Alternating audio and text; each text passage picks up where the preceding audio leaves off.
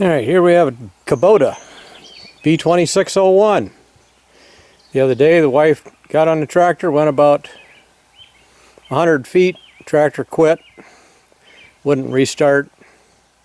So it's a starting issue with this tractor. So what's wrong with it? Well, the first thing I did was track down a short, fix the short, had all the instrumentation, this whole area off of the tractor, fixed the short. That wasn't the problem. So I started checking safety switches on it.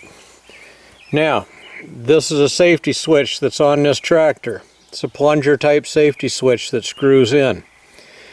Problem is, they're poorly made. So this plastic pops up out of this aluminum base, and then the tractor's not going to run. Now, in this case, I went and repaired these, and you can see I epoxied these in here.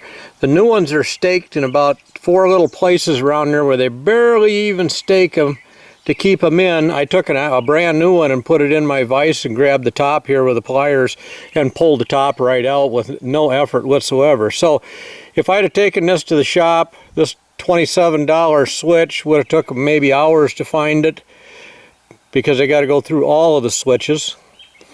Going to cost a bunch of money to get it replaced, and they replaced it with a switch that's also a piece of junk. So you might as well know that this switch is in there, repair it so it can never come apart again. I even took the new one and put it back together with epoxy so it can't fall apart. Let me show you where these switches are at. Flip the seat up. It's going to be really hard to see. There is one switch right here. One of these. I touched it, it just fell apart.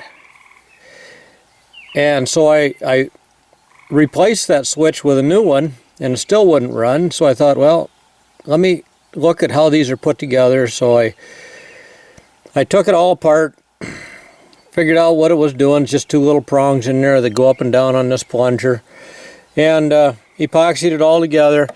So it's like I went through all these switches and it's like, this thing still won't start. What the heck's wrong with it? Well, I had to take all this bracketry off, and the bolts that come back that go through the fenders back here, and took those off, took all of this stuff off. Lo and behold, here's another one of these underneath all of this hardware, right down underneath this, that you can't see. You can only follow the wire in there.